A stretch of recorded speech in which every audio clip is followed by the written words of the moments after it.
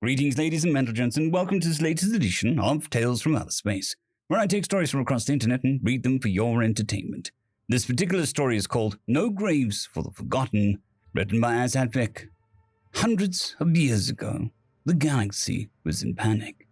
The swarm was coming, a gigantic fleet of life destroyers who consumed countless galaxies for thousands of years were upon them. They arrived on a world, consumed and exterminated all life, then moved on, systematically eradicating everything and leaving behind barren rocks in the void. The swarm was nothing short of nightmare fuel. Huge masses of something, certainly biological, certainly sentient, 100 per motherfucking% evil, who just could take any form they wished, splitting up to create armies of insect-like soldiers, hence their namesake, transform itself into giant organic ships, without the need for oxygen or any other atmosphere. Then one day, suddenly it vanished on the fringe of the Milky Way. Thousands of races cowering in fear sighed in a sigh of relief, and many more of worry because something had stopped the unstoppable. Something out there had stopped the galaxy-killing fleet dead in its tracks and left no sign of it. "The Chancellor has the floor, please be silent." The Galactic Council counted thousands of races, and it was rare for them to reach an agreement or anything. "Dear Ambassador, it has been 100 years today since the swarm vanished. It is clear at this point that something big has happened.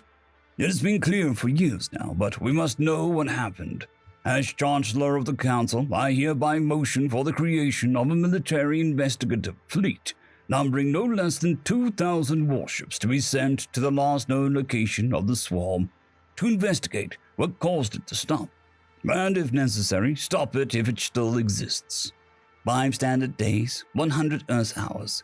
That's how long it took the Council to finally reach an agreement on whether or not the fleet should even be created.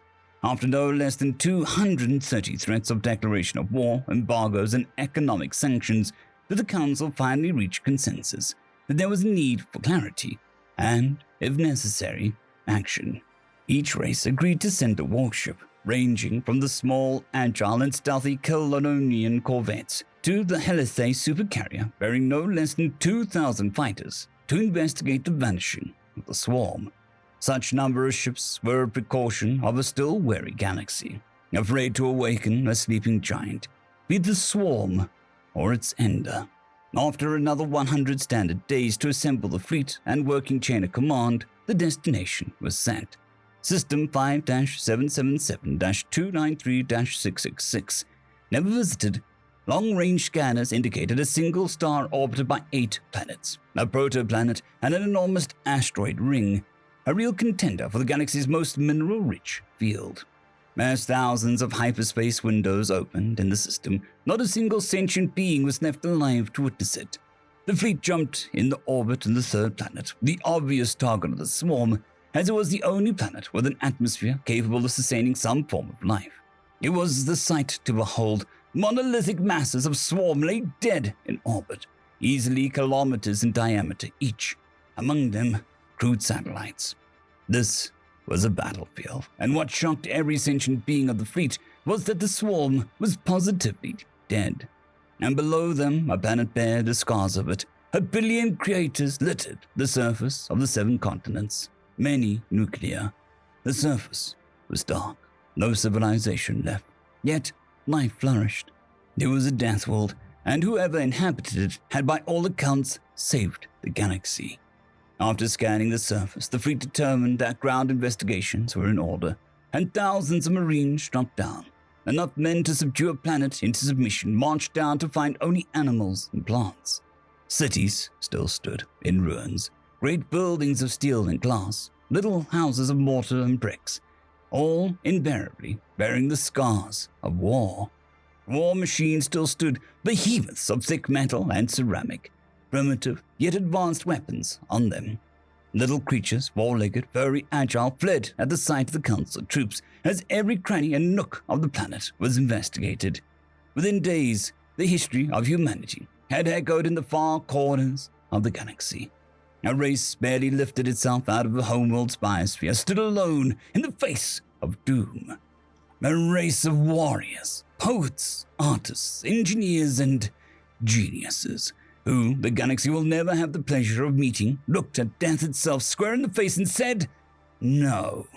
The swarm arrived, like they always did, surrounding the planet, taking out satellites and whatever ships and stations stood in there. Then it descended. What the swarm didn't know was that it was facing a race so determined not to die that there was no surrender, no suicide, no easy pickings. Humans fought back hard, in fields, away from cities. The swarm absolutely obliterated them. But in their cities, humanity made its last stand. Records indicate that no human died without fighting, be it with their firearms, clubs, axes, swords, and even their bare fists. They sold their hide dearly. For every human skeleton found, thousands of swarm warriors were found. On the outskirts of their cities, massive walls were erected, and they held for years, it seemed. In their fight, the humans detonated hundreds of fusion bombs, sacrificing themselves along with everything they held dear, to smite the swarm, to harm it, to weaken it, to examine it. Surviving records found at the depths of a military site codenamed Area 51 indicate that humanity willingly killed itself to kill the swarm. The swarm incorporated and assimilated everything, including humans. They engineered a virus so strong, so potent, that not even the swarm could fight it. And they infected themselves with it, and let the swarm consume them. The swarm died, and humanity died as well. The disease spread like a wildfire, killing the swarm and humanity alike. An image stands out today in the archives of the Council. It is without a stretch of a doubt the most viewed image to ever be recorded. A human soldier in power armor, rifle in hand, and a swarm warrior's head in the other, stuck in an eternal fight, instantly glassed and immortalized in the detonation of a prototype weapon that literally turned everything into stone.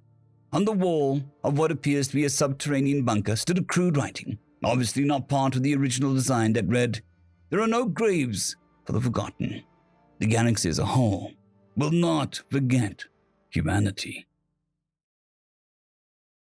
Story number 2. The Humans Did What with the Giant Gun? Written by Farmwitch 4275. The council was in talks, as usual. I had to take a break from the ambassadorial work with the Terrans and start working in a more calming and controlled atmosphere. I smiled to myself as a slur was thrown about, causing an uproar. A huge groan of anger and resentment suddenly overcame the room as the Tyranian and the Olivarchian stabbed each other with word swords and angry remarks. A delightful display. Petty dispute on mining rights on a border world. I breathed a deep sigh of relief and sank into my seat. The ambassador from the Zeran delegation next door noticed and asked me what I was so calm about. "Oh, nothing. It's good to get back to the basics. Petty squabbles, childish bullying, city conflicts.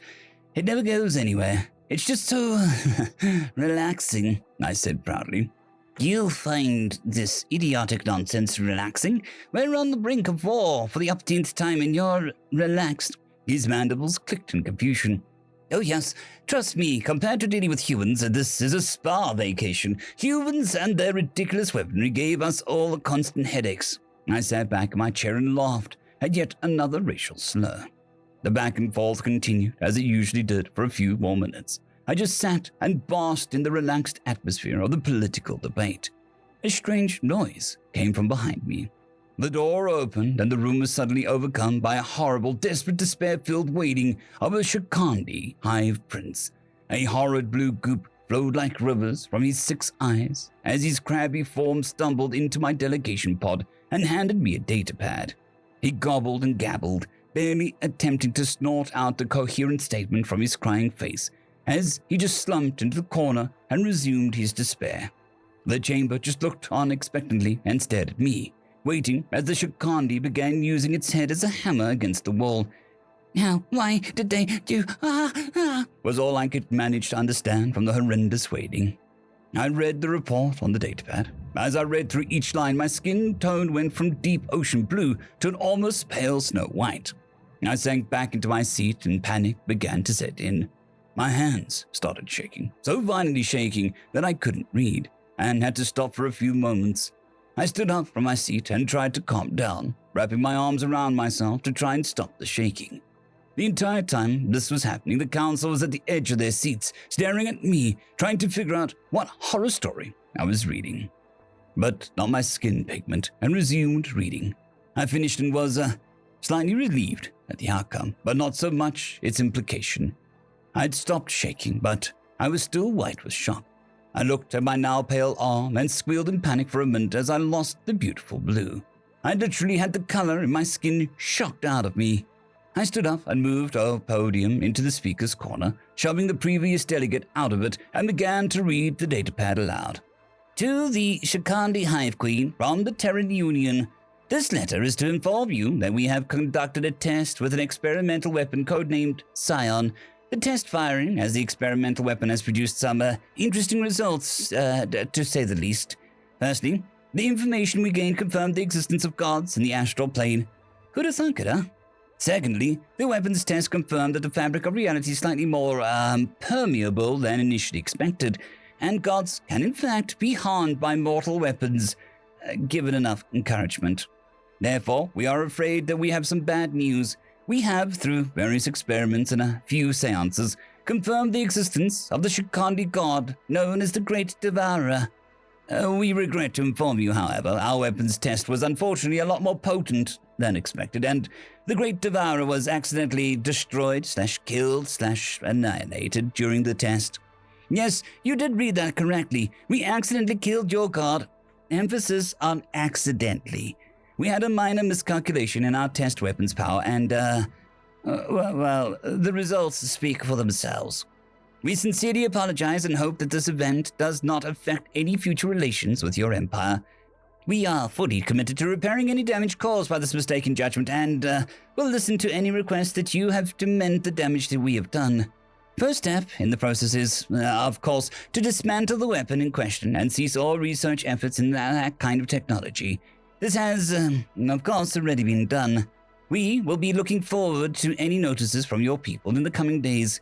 With love, the Terran Union of Systems. P.S. Please do enjoy the basket of goodies we sent as an apology. Many more to come. P.P.S. Oops. I finished reading the page aloud and noticed the Shikandi prince had stopped blubbering and was now half crying, half laughing as he devoured a small fabric/fiber basket of foodstuffs. This is good, well, it's very good, he said between mouthfuls and sobs. I sat back down in my seat and allowed a solid hour of deafening silence to follow my reading. Jaws were on the floor, paw pads were now soaked in sweat, carapaces were now showing microfractures from stress. Stretch marks were appearing on skins. For a solid damn hour, the room lay deathly silent, permeated only by the sobs and scrunching noises from the depressed hive prince. Finally, someone broke the silence. What do we do now? Nothing. We do nothing. There is nothing we can do, could do, or would do. They just killed the god. What can we do? Another councilman angrily responded. Quiet! I bellowed angrily. Dear delegates, there is no need for panic. I know my appearance denotes otherwise, but I assure you, there is no need to panic. It says so right here. I attached the datapad with a letter to council chambers and highlighted the particular passage. First step in the process is, of course, to dismantle the weapon in question and cease all research efforts into that kind of technology. This has, of course, already been done. The humans are absolutely batshit-doodlally insane, but they aren't stupid. They know how bad they did, and they dismantled their giant god-killing gun and won't do it again. We have nothing to worry about, I assure you, I said. I allowed my message to sink in and sat back in my seat with a smile. My demeanor change seemed to calm everyone down, and within a few hours we were back to our own petty squabbles. I messaged the Terran ambassador and asked if he did indeed dismantle the god-killer cannon. He said yes, and all documentation had been shelved for now. I let out a loud squeal of terror and passed out as I read the words, But it's okay. We already have an attack moon being built. It's a lot more stable. End of story. Boomerwaffen, Severin Cerberus, Bushmaster 177, Henry the Red, Caspar Arnholtz, Cold War Boomerwaffen, Elijah Silvercross, Dragoon WRE, and Severin Cerberus. Thank you very much.